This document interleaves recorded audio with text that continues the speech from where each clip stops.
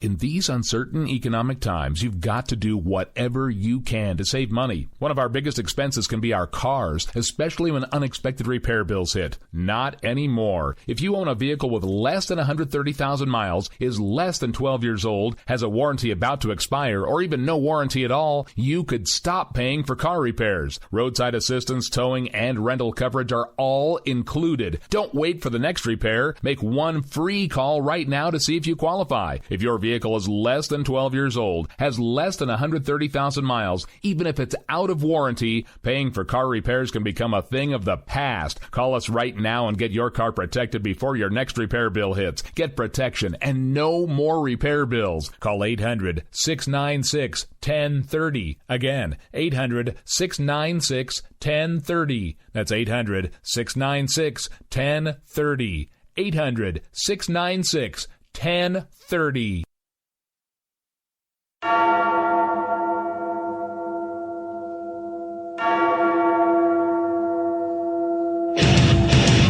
From the Vikings of Norway to my home down south to Washington, D.C., I've been around.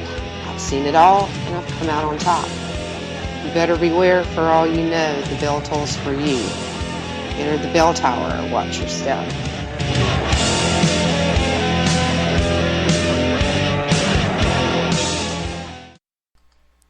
JD made me do it. Shout out to Game On JD for that great intro. Thanks for helping me with that. Tonight I have with me Hammy.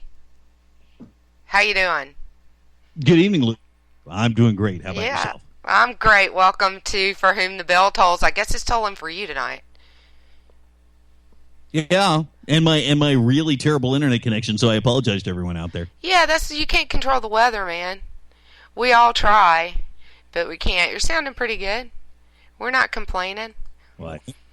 Yeah. We got the clips and the reading from the Booker Beaker are going to be pretty hard to compete with tonight anyway, so, good luck with that one. I don't try to compete with the readings from the Book of Beaker. We got a really good one tonight about Mr. Sanders. Senator Sanders. Gotta love him, right? So let's just jump right in. We promised to talk a little bit about national security and terrorism, and it has been quite a week, has it not, Hammy? Well, I mean, it's been a week, not just from a standpoint of the fact that these events have taken place around the world. It's a week from the standpoint of the reaction of those that we've elected to be our leaders to help protect us from these types of events that have gone on around the world. And these leaders can't bring themselves to blame it on, radical Islam. These leaders can't bring themselves to recognize a clear and present danger that is ISIS. These leaders can't bring themselves to recognize that simply opening the borders even more to more people coming in from over in the Middle East who are using, fake passports and things to get here. That's another clear and present danger. So, yeah, it's been a really unique week. Yeah, it's been a domino effect of things that led up to it, too. And it reminds me a lot of 9/11 in that way. Now we're looking back and seeing a lot of the things that happened. The guy they caught today is responsible, they believe, for planning 5 attacks, including the attack on the train that the 3 Americans. So Abaoud is his name. And he's taken credit for it, or been given credit for it, and bragged about getting away from the intelligence agents. But you said our leaders are doing absolutely nothing. The Dem debate was right before or right after? Because I was on vacation, quite frankly, last week.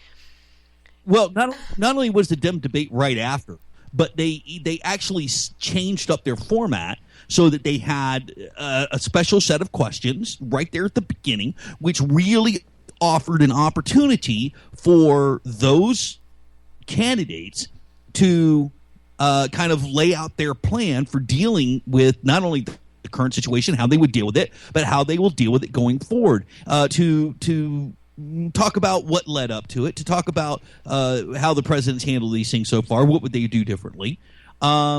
And basically, it was an entire session of a group of apologists for the current president, and totally unwillingness to blame anything beyond climate change. So that whole part of the debate that they set aside for this was a complete waste of time, because, well, the whole thing was anyways, but it was a complete waste of time. And that what we really came out of there with is it can't be blamed on radical Islam. They can't bring themselves to say it. I mean, they wrestled with Hillary to try and say it, and she just couldn't bring herself to it. And Bernie Sanders says that it's all on account of climate change. So that was the debate's response to 120 something people having been killed the night before. Well, okay, so and this was going to be about national security. We've got a reading from the Book of Beaker about Bernie Sanders that highlights some of that idiocy from all of them trying to dance around the question of what is the problem. And we've heard it, said it, we've all said it. I've heard it a million times. If you can't name the enemy, you can't defeat the enemy. Well, eventually you have to assume that they're not trying to defeat the enemy.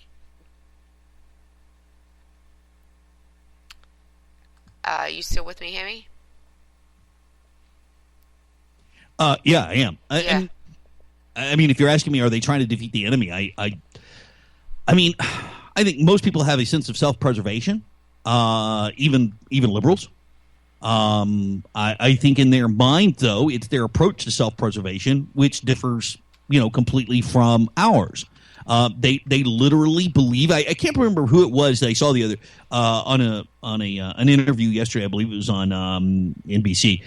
Who she was a previous national security advisor, or one of the national security advisors, and was literally sitting there saying, "Look, these people have been trying to tell us."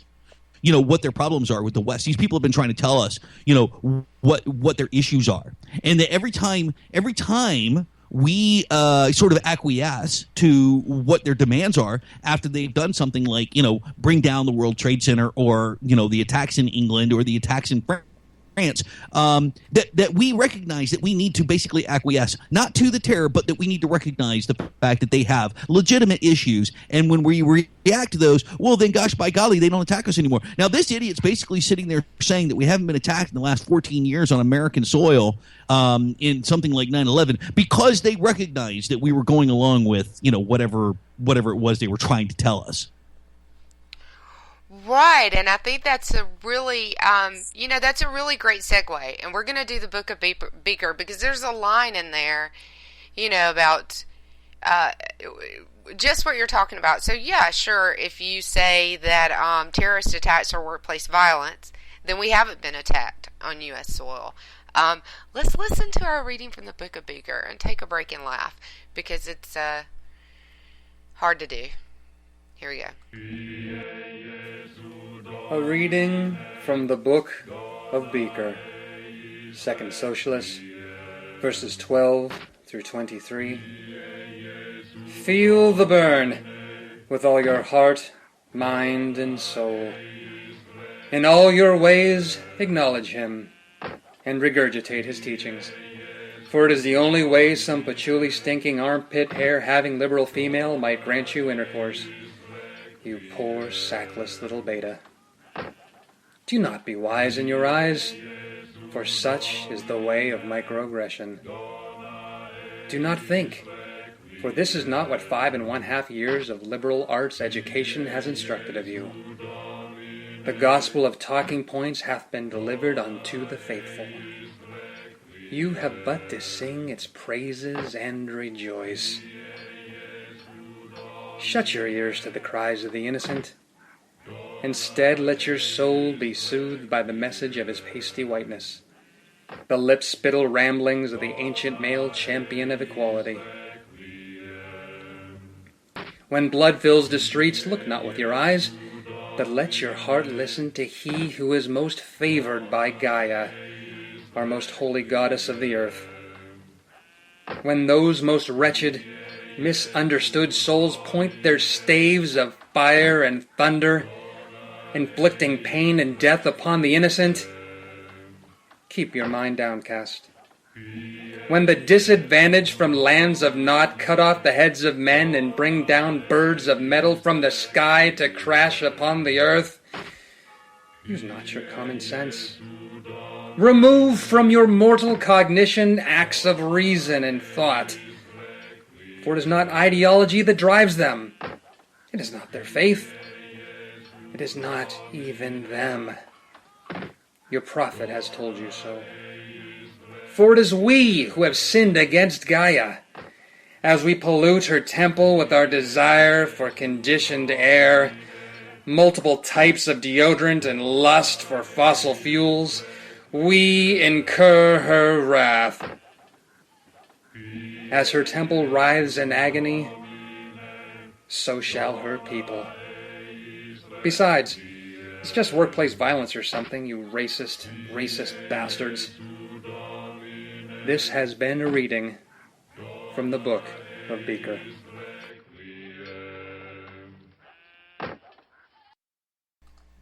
Yes, I don't know if that one should mark that explicit content. You think maybe, Hammy? Wait a minute. Hold on. Tell me if you can hear this. I was knocking myself in the head with the pieces of wood or whatever it was those guys were calling. Yes. Remember that in the movie? They're watching these pieces of wood. Yes, exactly. That's the perfect for the reading from the Book of Beaker is the Monty Python in the background. So it's just workplace violence or something. So yeah, we haven't been sure.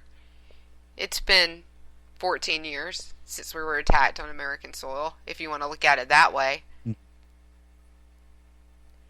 Well, I mean, and technically speaking, it has. However, you can say that there have been, kind of the one-offs and things like that. By the way, I am not in any way minimizing the impacts of things that have occurred. For instance, obviously Fort Hood up in Boston, and that sort of thing. But what I am saying is that in 14 years, we haven't been attacked in the same sense either as, for instance, they have in London, as they have twice now in Paris in the last year. And in one sense, we've been very fortunate. In the other sense, I think that our government, for the most part, has done a fairly decent job. I think they've done a better job. In some of that. Yeah, I think they've done a better job than a lot, and I think that the strength of our, and as much as I hate to say it because you know how I am, but there are some strengths in some of our bureaucracy and law enforcement. If you're going to put money, this is where I agree with the neocons. If you're going to put money in the government, put it into keeping us safe. That's all I want. You can use my money, you can have my tax money, but put it into keeping me safe and securing our country. Right, exactly. Yeah. Well, that's the number one thing that the government's supposed to do, right? They're supposed to protect us. Exactly. They're supposed to secure our borders. There's a few things that are written in the Constitution right there at the beginning that the government's supposed to do. And I think that most people's problem is on the surface when you can clearly see not the NSA listening in on phone calls, not the emails, not the potential for finding some groups that are already here, but the very lackadaisical attitude that this president has had towards ISIS from the very beginning when he started calling them the Junior League or the JV team or whatever the hell he got, the Junior League, the JV team. To this, we really don't care, and you're all a bunch of racist bastards if you're going to open up you don't want to open the doors and bring in 3-year-old babies. So that's what people have a concern about. That it's this attitude of, maybe there's stuff going on behind the scenes that's really good, but on the surface, you're scaring the shit out of us. Well, yeah, and they appeal to people's guilt, and I think that any time that you see someone appealing to their guilt instead of their intellect, that you have to look at it really hard and ask the question, wait a minute, why do you have to appeal to me on an emotional sense in order to make your argument? But most people just don't think that way. But you have to look around and say, okay, how did this happen to France?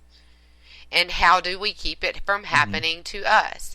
And it happened to France for a lot of reasons. And they've even their defense minister came out and said, well, we know that part of it is because we've been so active in Syria. Well, maybe, but you've changed her country No. over the last decades. Yeah, exactly. It's the cultural shift, right? Mm-hmm. Look, it's very simple. It's very simple. When you allow a group of people to come into your country, and at the exact same time, there's no explicit expectation that these individuals are also going to assimilate into your culture, and that they're going to bring with them everything that they had, and then they're going to try and set up little centers of their own where they have their own courts and their own jurisprudence and their own ideologies and their own rule of law and everything else. You're creating a little echo chamber in which the jihadists and whoever else are up there preaching about this stuff, for that stuff to just bounce around inside of there. They don't become part of the countries that they're going to, and they're not going to do it here either. Now, here's a point, and I think people miss this. We bring in 75,000 refugees a year, as it is right now, on average. So we're not exactly the heartless bastards that the president's trying to put out there. Absolutely we not. bring them in from all kinds of places. And apparently we dump most of them in Dearborn, Michigan.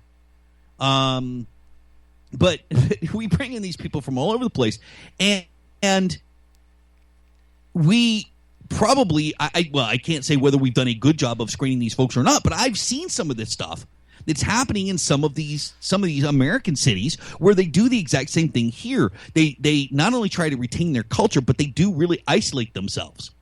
And then if people show up that aren't part of that culture, then they get attacked and everything else. So there are small versions of what's going on in France and England and Belgium here in the United States already. And I think that's the concern that people have. Don't continue to import them unless you're going to start to put some stipulations around this. Make sure the right people are coming in, and then let's get back to assimilation. And stop shipping them all to Dearborn. Yeah, exactly. And this is where I want to give a shout out to our governor, Pat McCrory, who did not make the strongest statement on refugees, but he did make one of the best intellectual arguments on it. And he actually kind of busted their process for doing it a little bit, which nobody else was really talking about. I will concur with everything that he says, having been in the business. They are brought to this country and processed in this country primarily through an NGO system.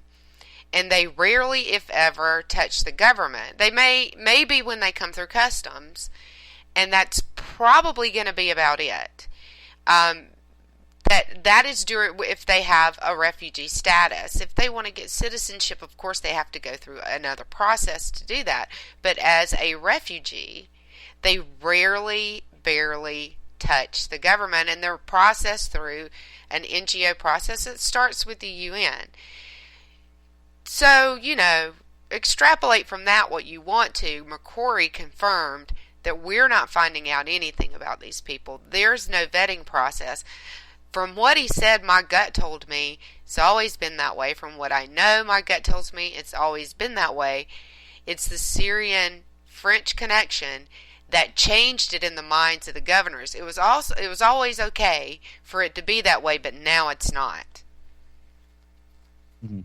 Well, let's face this. Okay, we're arguing about bringing 10,000 people into this country, a country of 300 million. Can we potentially manage and handle 10,000 people? Yes, I believe we could. If we didn't just have this, kind of lackadaisical attitude about bring them in, dump them, and let them go where the hell they wanted, if we actually tracked them, figured out a way to do that, then I think for the most part, 300 million people wouldn't mind 10,000 people showing up. Right. If you could screen them, which you can't. And secondly, if you could bring them in. But let's be honest here, okay? Let's be honest here. I'm going to do here. You're getting a preview of my show tomorrow night. Let's be honest here. Most of this is a cover. It's a screen. It's a freaking smoke screen. It's a sleight of hand job, okay? Because here's what's really going on. The entire Syrian problem has been caused by Obama in the first place. He decided that he was going to sort of attack Syria to try and unseat Assad. He basically forced Assad to fight on two fronts against ISIS to the north and supposed rebels to the south. The only army that actually has the potential to do any damage here, because it's the only army there, is hamstrung by fighting us and ISIS at the same time. So, yes, you have a country that's torn in 3 different parts at least. At least. And in the end, you've got people that are fleeing there. Hell, you've got 7 million refugees that are in Syria. They're still there. They're refugees in their own damn country. Now, remind me of how you've long had 3 million that have... Yeah, remind me of how long this has been going on. It's at least 2 years now, right? Well, about 2 years that we've really been involved in this aspect. But he's had a hard-on for Assad since he came into office. But let's be honest about that too, okay? Obama basically has a hard-on for any quote-unquote dictator. Now, that just shows a complete and utter lack of understanding of how the Middle East works, okay? They're all dictators. You look at Egypt. He was getting all kinds of tinkles down his leg or whatever the hell that term is when the Muslim Brotherhood took over. And the people of Egypt said F you very little, and they put essentially a dictatorship back in place because they put the military in. And now you have Egypt is actually a fairly stable country. You've got Libya right now, which is basically crying out to have a dictator. In Syria alone, 10% of their population was Christian. Okay? And the Christians weren't complaining. Fact is, the only people, get this, the only people that we've ever technically accused him of either using gas stuff on or doing whatever it was they've accused him of doing, weapons of mass destruction, are the quote-unquote rebels that we've been arming. Now, I'm not one of these people that sits there and says, we shouldn't go to war in other countries to right wrongs and stuff. I'm a freaking neocon, okay? I'm ready to get out and kick some ass when I think that the poor untrodden are being trodden on, right? Right. Or poor downtrodden are being trodden on. Hey, let's find some untrodden and trot on them. But in this instance, we were the ones who were supplying the weapons for the people that were fighting him. We were fighting a proxy war, even all the way back through. We could get into Benghazi here, but where those weapons were being shipped out of and getting to. So we've been fighting a proxy war on the ground there. Then we say to him, "Oh wait, you're the person who is the head of that government there." And you're actually attacking back on the people that we're supplying weapons to. You cross this line and we're going to attack you, damn it. Now then you got ISIS pouring in from the north. He's having to fight them on both fronts. So what do we decide to do? Rather than helping to enable the people of Syria, forget Assad, instead of helping enable the people of Syria to actually protect their own homeland, we start attacking him there and we're diverting his army. So ISIS is actually able to take over in a much faster manner. You used to have 10% of their population was Christian. It's down less than 1% now. 3 million of the people have left the country. Yeah, we made the mess. So this is all smoke and mirrors. This is all a complete smoke screen. This whole business about bringing in 10,000 people. No, he just doesn't want America to concentrate on the fact that he's the one that's totally effed up the Middle East. Sorry. No, and you can take it back to the Arab Spring, and I think that was 3.5 years ago, or so. 2.5 years ago, 3.5 years ago. No, it was 2000. It was the spring of 2012, right? So you could take it all the way back to that. Yeah, you could take it all the way back to that. That's when he really started effing it up, and he's been effing it up ever since. Pretty much, right? So, hey, by the way, you know what? Most Syrians, by the way, this is going to sound totally like white boy here, okay? I'm just going to tell you right now. If most people ever recognize a Syrian if they saw them walking down the street, you probably wouldn't, okay? You probably wouldn't recognize them because, by the way, most of the people that you see that are quote-unquote Syrian refugees, they're not freaking Syrians. Give me a break. Half of the people that are traveling across – first of all, all the people in the boats that are coming from Africa, those aren't Syrians. Okay, but I'm tired of seeing that crap on TV. And then the rest of them that you see all over the place and in the camps and everything else, half of those people aren't Syrians. No offense, and this is not to be white boy, but half your Syrians are blonde hair and blue-eyed, for Pete's sake. So this big thing that they keep showing the pictures of all these people, half those people are not Syrian, so I'm not sure where the hell they're going to get these people from they're trying to bring in the United States in the first place. Yeah, absolutely. I couldn't agree with you more. The other thing is that I would rather take the European refugees that are trying to get out of Europe now that it's full of refugees from the Middle East that aren't really even refugees. I mean, when ISIS warned you that they are, and you know they've stolen passports from Syria, and they warn you that they're going to, blank passports, by the way, Right. And they warn you they're going to infiltrate you through the refugee program, yet you run that refugee program anyway with absolutely no way to vet those people. It's insane. What they were thinking, I have no idea. But Well, I'll tell you this. I'm pretty sure that the Greek economy itself right now is completely dependent upon fake passports. Yeah, exactly. Yeah, exactly. And because that's where they're faking in them. So they stole blank passports from Syria, took them to Greece, and that's where they're being created. And why would they be being created in Greece? Well, Greece is another place that has been importing refugees from the Middle East for at least 3.5 years, if not longer, probably longer, and all over. And the story, well, we'll get into the story about the guy they caught, identified today as the mastermind of what happened in Paris on Friday night with the coordinated attacks. And it was quite a few coordinated attacks. But while we're still talking about leaders and how they respond, let's talk for just a minute about the French government and how they're responding. So, airstrikes. You talk about that a little bit because you were the naval. Oh, and by the way, tinkle down your leg is something that you used to do in your flight suit. No way. Hammy. Yeah, no, just kidding.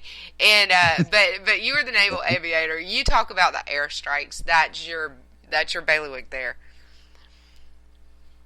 Well, I mean, I don't know everything they've been hitting. I've seen some of the HUD tapes and such from it, that have been like on Live Leak and you know what? It's funny because the Russians, they don't even use Live Leak. This, somebody has to smuggle this stuff out. They just post this crap all over the place. So, I mean, I think what they did was they're first of all, they got their intelligence from my understanding. Okay, I'm not in the service anymore, but my understanding is that they got the intelligence from us as the targets to hit. Amazingly, they could get the intelligence from us, but we couldn't freaking do it. We have to have somebody else do it. Thank you, Obama, once again, from leading from behind. I think he leads from behind because he just basically likes to look up other people's asses. Let's be honest. Anyway, so this is not, there's nothing to prove that, but I'm pretty sure it's true.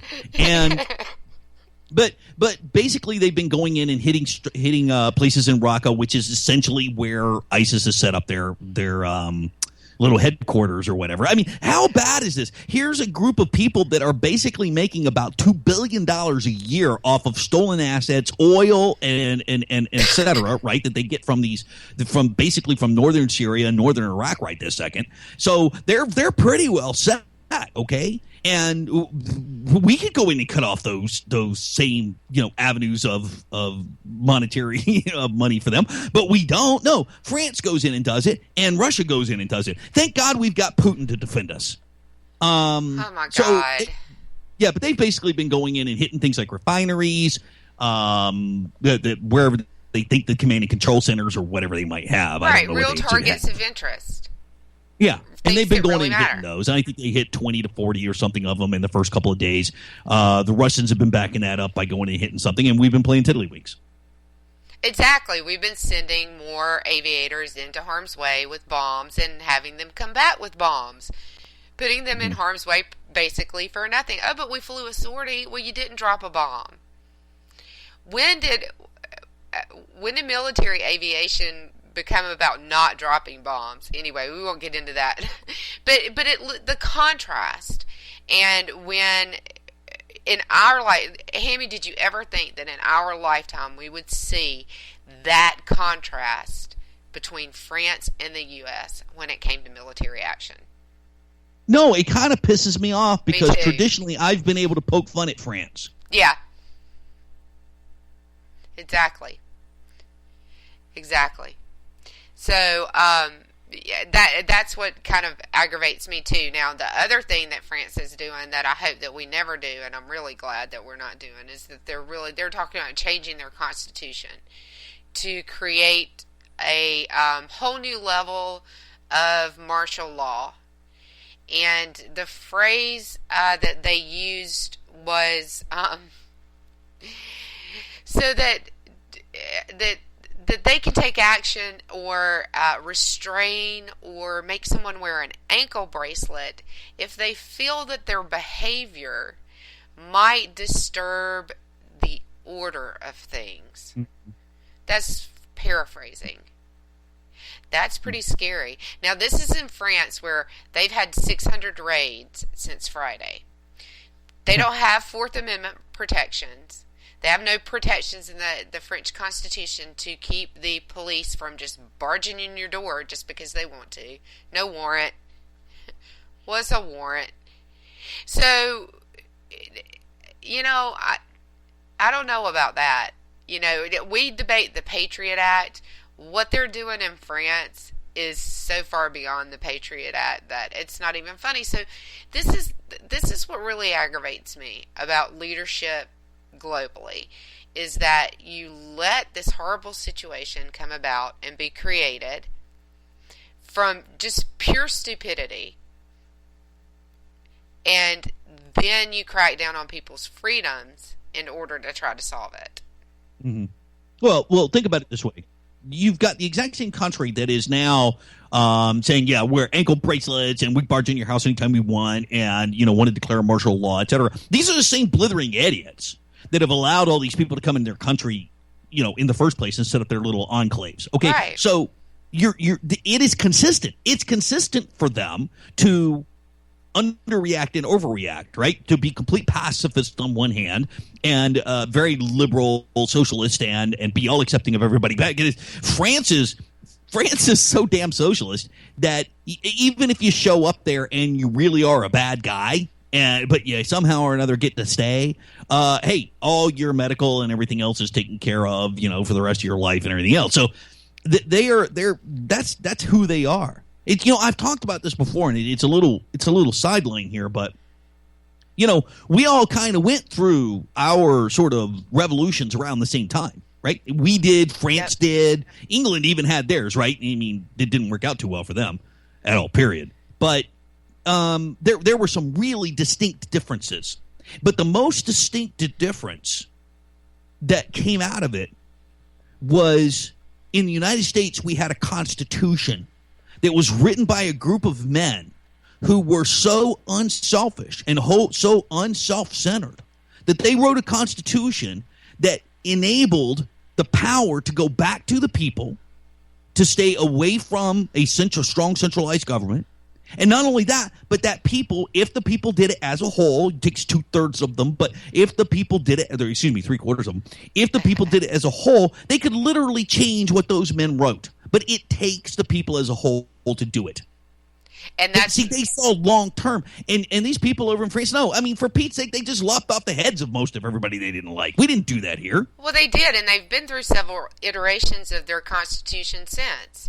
And well, you know, we won't get into Charles de Gaulle and all that craziness, and all his constitutions. I think he had 3 were attributed to him just alone. But they've been through all these. It's a big difference. So you can see, right? So that was, they did that for a reason. That's just another great example of our founding fathers were not stupid. They did what they did for a reason, and that's why, you know, it's completely insane over there and not quite yet so much here. But we got to be careful. We could be there. Yeah, we're 300 million people. We're a whole lot bigger. There's a lot at the elbow room still. You know, we're out in the boonies. We both of us are, you know, not in very populated areas. But it doesn't mean that it couldn't happen. And once you start down that road, it's one of those slippery slope things. You start down that road, and before you know it, you're slide out of control. It's too late. Sure. Yep. Absolutely. Yep. All right. Well, we're going to cut to a break real quick, and we will be right back with the second half of the show and a fabulous clip that if you hadn't heard it, you got to stick around for it because it's really good.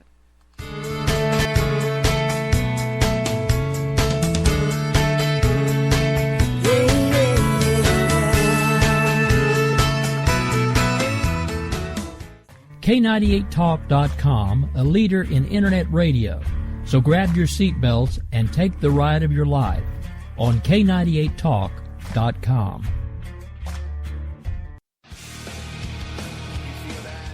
This is JD. And this is Stacy. Join us Tuesday nights, 10 p.m. Eastern for Game On. Remember, Lock up the children and the old folks. Game On, the home of liberty conservative, where no one is safe, no one is spared. Not even the hosts. Oh, that was supposed to be a spin cycle. I'm sorry. Yeah, that's okay. We love you anyway. Right round, baby. Self-monitoring right Ebola round. radio strikes again. Anyway. Anybody see the host monkey? Today. Where's the host monkey? Where's the host monkey? For God's sake, I need an antidote. Just do your rant. Let's pop out of the segment. Has to do with Find us on Twitter at JD and Stacy. You're listening to K98Talk.com.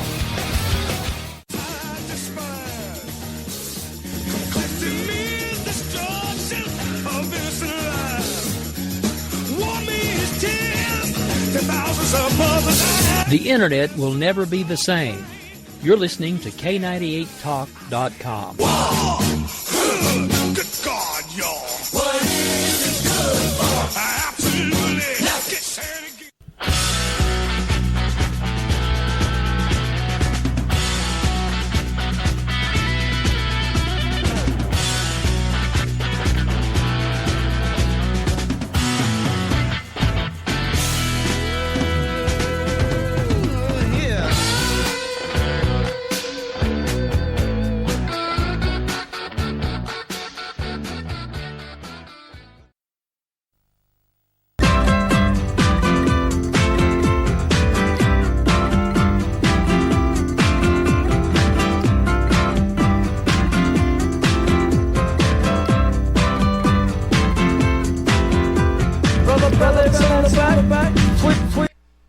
How bizarre that I have Hammy on with me tonight. You still with me, Hammy?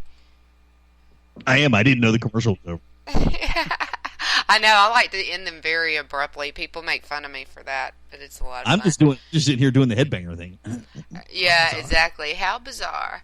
Yeah, so speaking of bizarre, you sent me a clip, and it's something that they played, I guess it was Monday or Tuesday on Morning Joe, and it's 2 months old.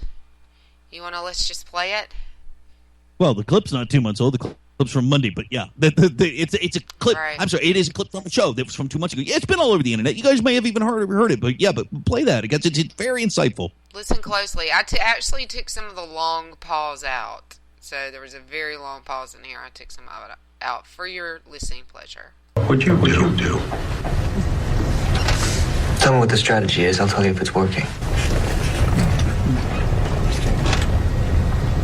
See, that right there is a problem because they have a strategy. They're gathering right now in Raqqa by the tens of thousands, hidden in the civilian population, cleaning their weapons, and they know exactly why they're there. Why is that? They call it the end times. What do you think the beheadings are about? The crucifixions in Deir Hafer, the revival of slavery. You think they make this up? It's all in the book. Their book, the only book they ever read. They read it all the time. They never stop.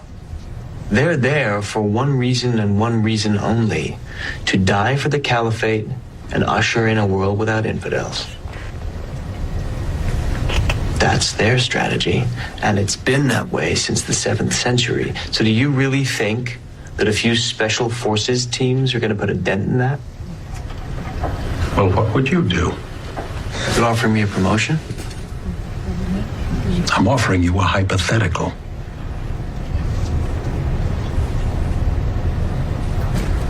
$200,000 American troops on the ground indefinitely to provide security and support for an equal number of doctors and elementary school teachers. Well, that's not going to happen. Then I better get back there. What else? What else would make a difference? Hit reset. Meaning what? Meaning pound Raqqa into a parking lot. Wow. That was All right, so I'm cutting out the Morning Joe commentary because this is our chance to comment on it. We don't care so much about what Morning Joe has to say about it, but there's a couple things that he said that I love this clip. So, and I don't watch this show, which is crazy because it's just my kind of show. But number one was it's been the same since the 7th century. Well, Thank you, Homeland, because this is something that I've been screaming since I was in college. Nothing's changed. Nothing's changed. It's the Ottoman Empire. There is absolutely no difference. Sure. Yeah, I mean, and our founding fathers knew it. You know, right? They had lots of comments about Muslims.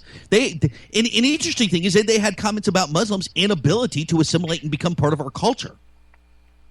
But they had other comments about you just can't trust these bastards. Well, there's a reason that they were very much removed from. I don't want to use the wrong word here, but they were removed from kind of the overall global scene, really until World War II. I mean, there wasn't. After the Ottoman Empire, when they retracted back into the Middle East, there really wasn't that much interaction.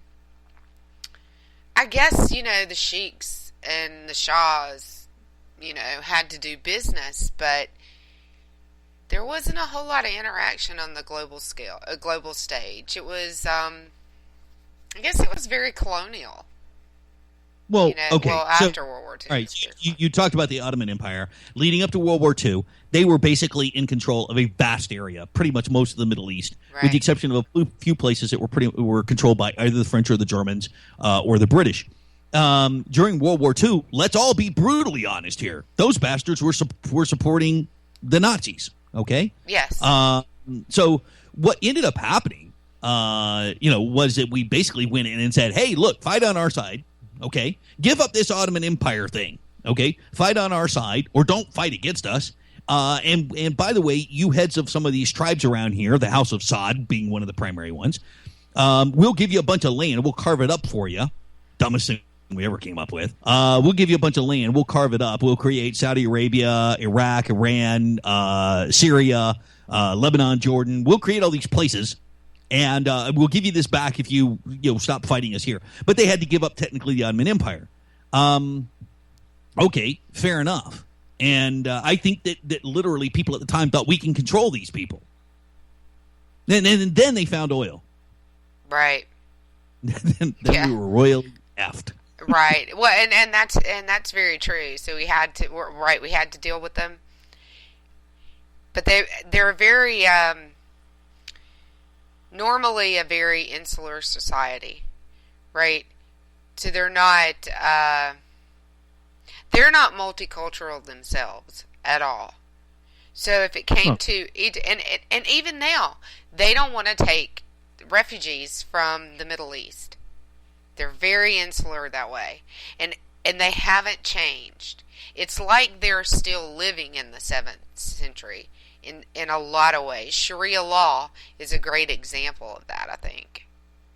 Well, we've known this for ages, though. I mean, look, there's two faces it gets, okay? Look at the Palestinians. The Jordanian king back when, in 1965, 63, somewhere around there, they decided that he was going to give the Palestinians Jordanian citizenship, right? Actually, it was a little bit before that. He was going to give the Palestinians Jordanian citizenship. Mm-hmm. Now, the reason he did that was he thought that it would exert some further, influence on the world to go, these are actually Jordanian citizens sitting over here, right?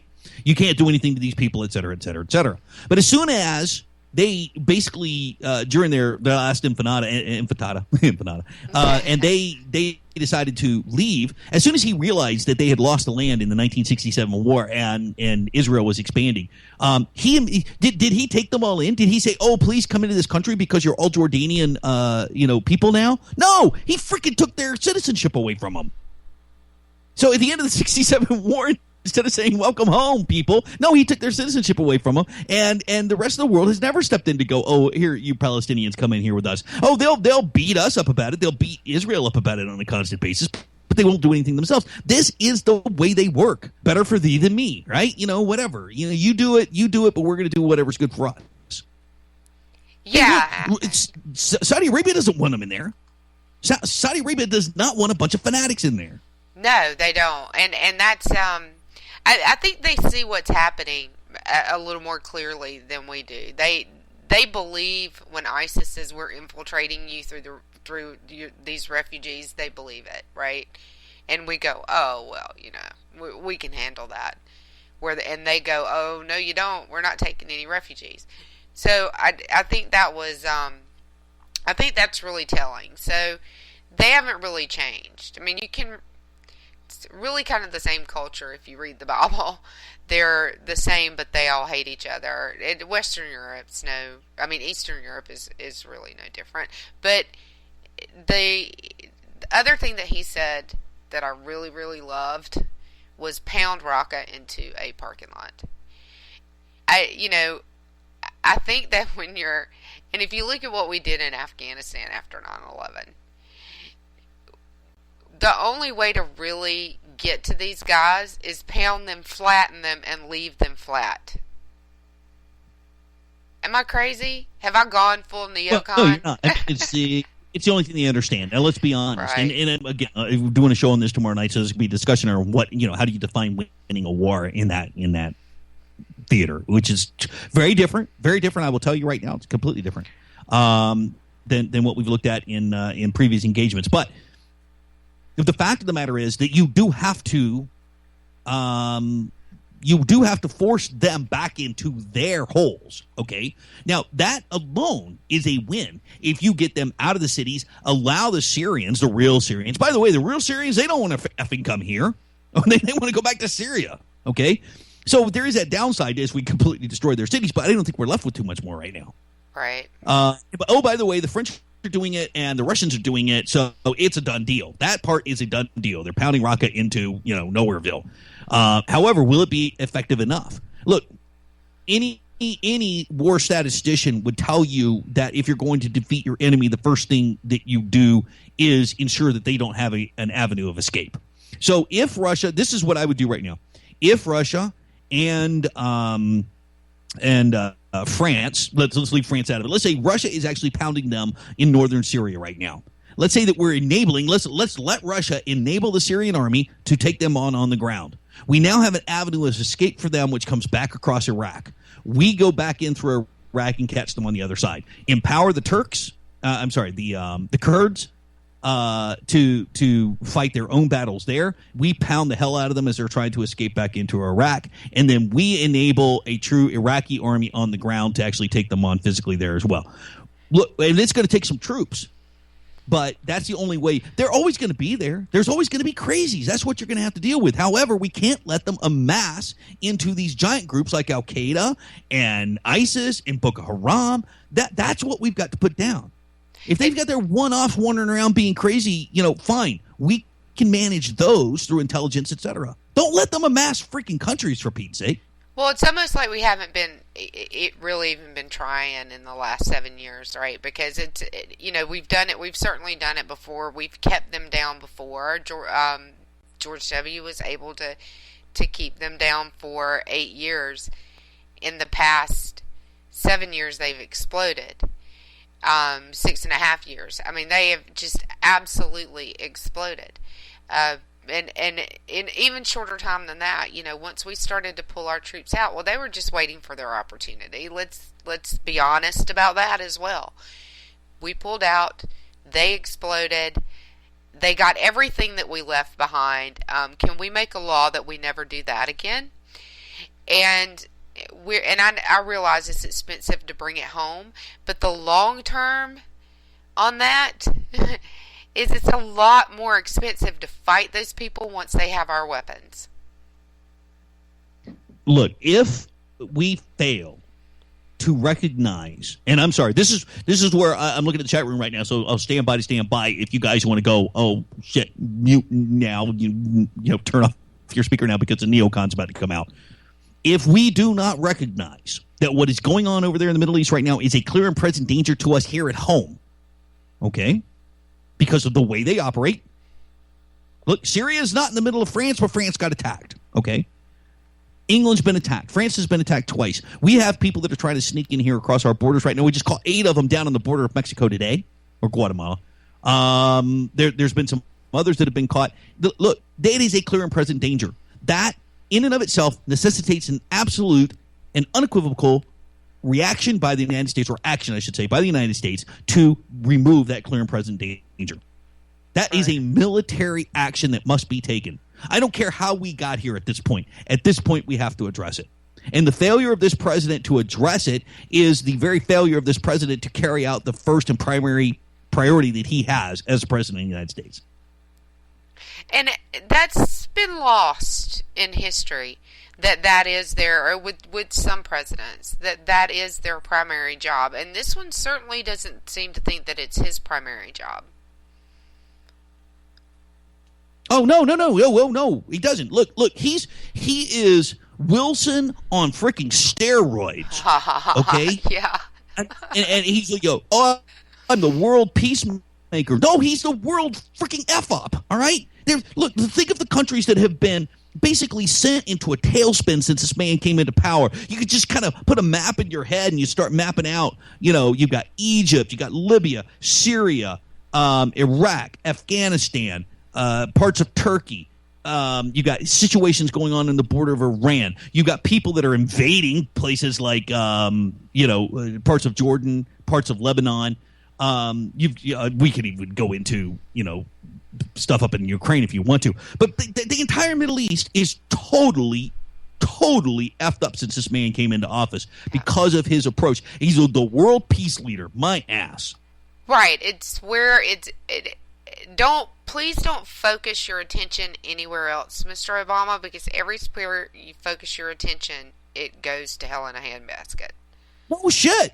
Absolutely. Yes, please look straight ahead and don't look around the room. Look, Obama's worried about global warming? Fine. Go up and concentrate every bit of power you have on the North Pole, because the whole damn thing will just freeze over. I think that's a great idea. I'd love to have him maybe focus more on global warming. Like if for the next year and a half. Wait, how long do we have? Not even that long. For the next 14 months. Oh, we got 14 months. If he could do 14 months. For the next 14 months, if he could do nothing but think about global warming and just think about how he's going to solve that problem after he leaves office. Mm-hmm. That would make me happy. I would just like him. He should go up to the North Pole now, concentrate all of his efforts on solving the problem of global warming. Do everything in his power at the North Pole to solve global warming. The whole damn place will just, freeze over instantly. Yes, I think that's fabulous, and I think that's a great idea, and I think that's what I'd like to have him do. So, if he needs help, like booking the ticket to get there, I'd be more than happy to help him. The other thing that I wanted to talk about a little bit was something I had sent you about the mastermind. So they call it the mastermind. It was nothing but dramatic. It was done. They didn't catch him. Well, they didn't catch him. They killed him, or his cousin blew him up. Well, they killed him. I actually saw a picture of him. He was looking pretty whole in pieces together. I know. And he wasn't like his cousins whose head went flying out the window. And her spine landed on a car. On a police car. Damn it, somebody somewhere's got to have some video of this. In this day and age, there's got to be a video of a blonde-haired woman's head flying across the freaking pavement. Yeah, and so he had come from Belgium, right? He had come from Belgium. 3 cars of terrorists 2 days before the attack. 3 cars drove from Belgium into France, met in Paris, and just hours. And it was 3 separate cells, it sounds like. It's just insane that they were able to do this. There's been we're looking at a fork in the road. We can go in one direction. We can learn mistakes from other people or learn from other people's mistakes. We can take the road that's going to lead us to another attack like this, which is letting people in and letting them move around, like there's no borders, southern border, or they don't need visas. Their visas expired. Nobody checks on them. How many people do we have in this country with expired visas? It's millions. We can go down that road, or we can stop this insanity now and probably stop an attack in the future. Well, it's not going to happen under this president. No, it's not going to happen. We have to deal with 14 months of a man who has a single agenda and a single thing on his mind. He has nothing to lose. Okay? He's not running for re-election. He already warned us all about that. He has nothing to lose at this point. He's going to do everything he can to implement any agenda that he has, any ideology that has, with absolutely nothing to lose. We have 14 months to try and fight back against this. And by the way, folks, this is what I was saying over 2 years ago. And I think I'm starting to see a little bit of a change. Thank you, Speaker Ryan, a little bit right now. He's doing a pretty decent job right this second with a couple of things. Maybe not everything, but hey, baby steps, right? Right. But if you're going to sit down and you're going to say, we're going to send this shit to the president, thank you very much, we signed it, veto it, fine. Then you go out and explain to the American people what's going on here. But we send it to you. We passed it. The Senate passed it. By the way, the will of the people have spoken. Boom. Got it on your desk. We've sent it back and forth several times. You keep vetoing. It's on you. Exactly. Well, and it's been recent history, not that he can negotiate or compromise or anything anywhere near what Clinton did, but we've seen in not too distant history that when that happens, eventually they'll sign it because they look stupid. You would think that the polls, but it's a polarization. So he believes, or they believe, that everyone on the left or anyone in their constituency wants them to do this and take the refugees. If you look at some of the buzz, then you might believe that too. So I believe he's doing the politically expedient thing yet again, rather than what the people want or what's best for the country. He never does those two things. It's all about me, what I want, and what's politically expedient. Or look, what's best for the country. He may actually think, I'll give him the benefit of the doubt, somewhere in the back of his demented little mind, he thinks he's doing what's best for the country. But let's be honest here. It's that elitist, sort of entitled attitude that says, I know so much better than what the American people actually know. I know that if I do these things, drag them kicking and screaming into, 1984, right?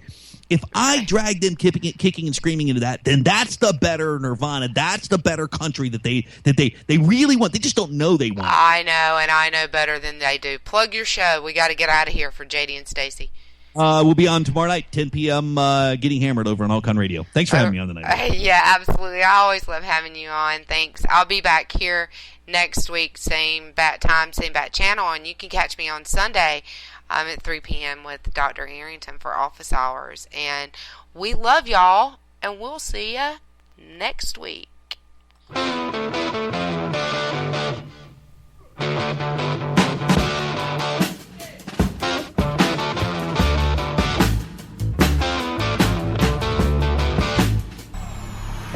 When our water heater broke down last month, it was a nightmare. It took 5 hours for the plumber to show up, and he charged us a couple of $100 just to come out. Then it cost another $1,800 to put in the new water heater. By the time it was all said and done, I felt like I'd been taken. But what else could I do? The smartest thing you can do is get a home warranty from American Residential Warranty. Their home warranties pay to repair or replace all your major appliances when they break, and they will break, and at the worst possible time. Call American Residential Warranty right now for free information on home warranties starting at just pennies a day. Don't wait for your refrigerator to stop running or your ceiling fans to stop turning. Call American Residential Warranty right now. Ask how you can save up to 50% on washer and dryer coverage. Just call 1-800-513-6154. That's 1-800-513-6154. Again, 1-800-513-6154. Call now.